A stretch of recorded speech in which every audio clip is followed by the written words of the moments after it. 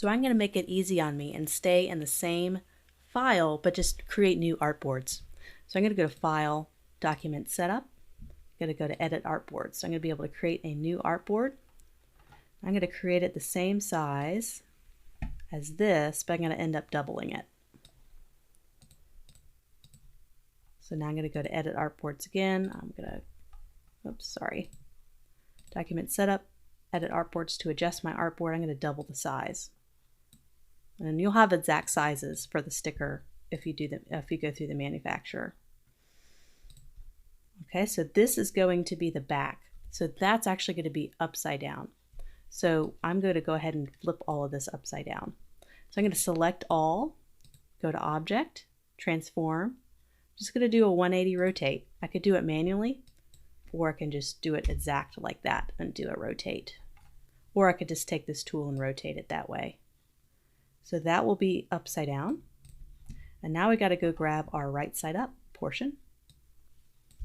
So we need to unselect. I should have grouped this and had it on different layers, but that's okay.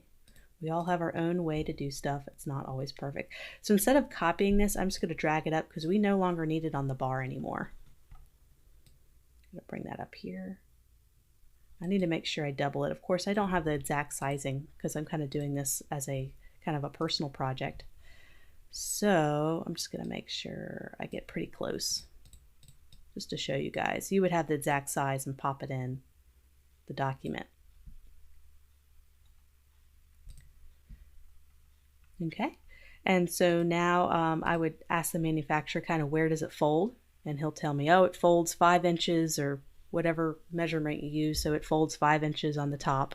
And so I would measure that and kind of put like a little indication of where it would fold right here, just for me, so I can know spacing, how to do everything. So that's where it folds. I'd make another line to indicate, I go, well, how thick is the bar? And they'll go, oh, it's 0.25 inches. And so I would just measure 2.5 inches between the spacing, and I would know that that's the top of the bar. So you're not going to see that from the front or the back, that'll be on the top. And there we go. So we have these two kind of extra boxes. We're going to need to combine those because we don't want to have this line here that ends here because we created a box to create this little line. So we don't want this line anymore. So let's go ahead and get rid of it. We may need to redraw. So I'm just going to ungroup. Just go ahead and delete this box. And I'm just going to take this top box and drag it down here. So this is for our backside line. So now we have some nice consistency there. So if I go ahead and delete this, you can see how there is the, let me go and zoom out. There's the bottom, there's going to be the top, that little area, and then the back will fold backwards. So this is exactly how you'd present it to the printer, not really the client. The client will see a proof from the printer, and they've already approved your design. So you're just trying to make it actually come to life. So I'm just making some small adjustments I've had to make for sizing, because what we had before was just a mock-up. It wasn't exact. Now we have to be exact. So there we go. There is our first adhesive label sticker that will go on the front of the bar. And so now we're going to do the sticker that wraps around. But first, I'm going to go ahead and prepare this. So we don't need the drop shadow. That was just to present to the client. So we want to bring our pattern all the way up to the top. So this will be what's actually printed on the wrapper. So we're going to provide it just like this. The green indicates where the center is, which will be the front, and the left and right indicates what will be wrapped around. And you'll get the sizing from the template. So that's ready. This is just for my own use. So I can put this on a different layer. I can cut. And same goes for this little indication. This is just for me as a designer to know where things fold. So I'm just cutting those elements out and adding a new layer and just pasting them back in. Oops. I'm going to do paste in place so it pastes right where I cut it off. Paste in place. And I'm just going to lock that layer, and I'm going to name it, let's see, indications where bleed is, or so whatever you want to indicate. Okay, so now I can toggle that off and on if I don't want that to get in the way of me studying the design. So I can toggle that off and go, okay, great. That's where it cuts off. So now this is ready, that's ready to go. And so we just have to do one more element, and that is the sticker that goes across. So we would get the sizing of the sticker and what's the length that needs to be to wrap around appropriately. And we would work with the printer on that sizing and with the client. So I'm going to go to Edit Artboards. We're going to do the same thing we did before. We're going to create a new artboard right down here. We're going to double the size, where I think it may need to wrap around a little further because we want it to seal the chocolate bar. So it may need to go out a little further on the back to seal the bottom part of where the chocolate bar folds. Okay, and I don't think these are the same color. So I'm just kind of doing some final tweaks here when I'm noticing things like that and making that the right shade. Making sure alignment is proper. This is when we do all of our really final tweaks. And so that's pretty much it. I would find the center point of this and find out how thick the bar is, which we would know from studying the thickness of the top of the bar up here. So we know it's going to be about that thick. So that means it's also going to be that thick here. So I'm just going to transform, rotate it 90 degrees. I can have a vertical up and down. I would find the exact center of that point, put it there. So this is just my indication of where it's going to fold. And it might even be thicker than that in real life. You know, it could be a very thick chocolate bar, it could be that thickness. And that will help me determine where to place my 82 to know how far it wraps. It'll be stuck on here. And then we removed all the linen texture because that was just for presentation purposes. And we would talk with the printer and the client about what's the quality of the sticker adhesive. Do we want to do like a linen blend for the sticker and have a cool texture on it? Do we just want a slick UV gloss finish? Do we want all these different kinds of finishes you can get with printed materials and products? And you would work that out. But we don't have to put that in the design because that's going to be the material that's going to naturally create that texture. But we do want to keep this because this will be just a printed matte kind of finish. We don't need this little highlight anymore. So there we go. So I would just go back in. I would make sure this is perfectly center along with this. I would just kind of double check my guidelines. Send this to the printer, have them do a test run to see how it looks because you may be off a little bit and you have to go back and do some adjustments. That's very common. So I'm going to delete all this extra stuff. And I have my things ready. I'm going to go ahead and toggle the lines off because the printer does not need those. They already have that information. And I would go to File, Export, and Export As.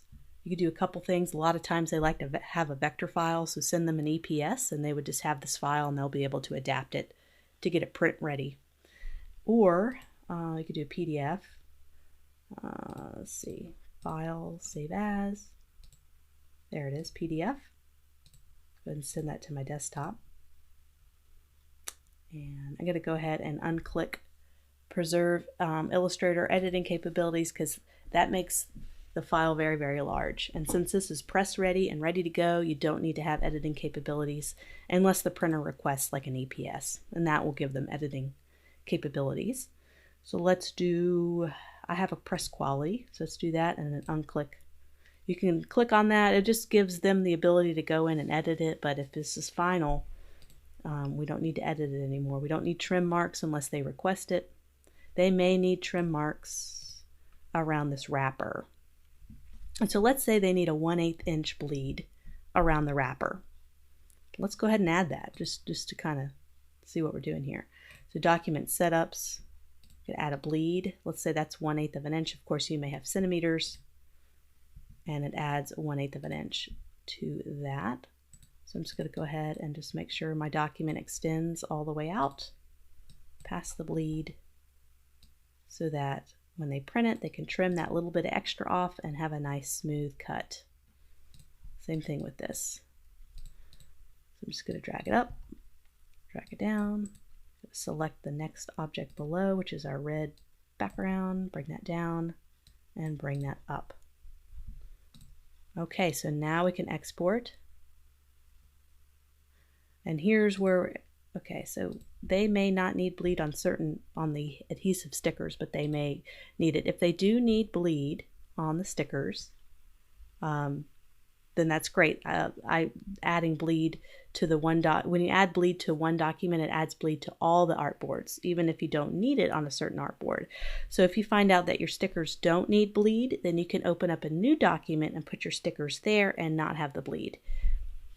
Because I think with Illustrator, if you apply bleed, that's it. It's on all artboards. You can't like have one without and one with. Okay, so document setup. Just kind of double checking my artboards. Okay, so let's export and be done. So I'm going to save as PDF. Of course, you could also do EPS.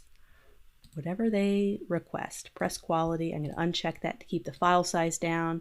I'm going to go to, sometimes they like print trim marks. I'm going to use document bleed settings. We already set that up. So 0.25 all the way across, or you could just do it manually. So 0.25 all the way across on each side. That's 1/8 of an inch all the way around. Trim marks. I usually do trim marks on printed products pieces, but I don't do trim marks on magazine ads. For some reason, people don't like to have trim marks on magazine ads because then they have to go in and remove it. But for something like this, I like trim marks, but ask the printer. They will gladly share their preference with you. Click OK. So it's going to do 3 PDFs, probably all in the same. Did it do it in chocolate bar? Let's see. PDF. There it is. So let's go ahead and double click and see what it looks like. And you're seeing my entire process. I'm not leaving anything out of this. All the nitty-gritty details that are somewhat boring sometimes, but necessary for a new designer to go through and learn. It took me a couple of years to learn how printers like things, what bleed is, crop marks, all those. It took me a while to kind of learn that. So hopefully you'll be able to kind of see this applied to a real project. So there's our wrapper that will wrap around the chocolate bar. There is our, and looks like there's a little bit of a drop shadow here. I just need to go in and remove the drop shadow. That was just for presentation, so I'll remove that. This is our adhesive sticker label that will wrap around the bar, the top to the back, and then our little adhesive sticker on the front that will wrap around to the back. And there we go. This is our final bar design. I'm very happy with it. I'm excited. I wish it would become a real chocolate bar. I would love if a client would approach me with a chocolate bar design project. That'd be so much fun. But I've done a lot of other product designs very similar to this.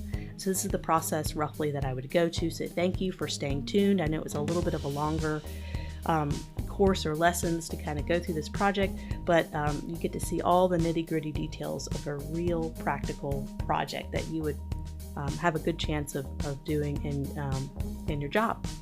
So let me know what project you want to work on next. I love creating extra bonus content and new projects all the time. So just let me know what you're curious about creating, and I had a lot of fun. So thank you so much for tuning in.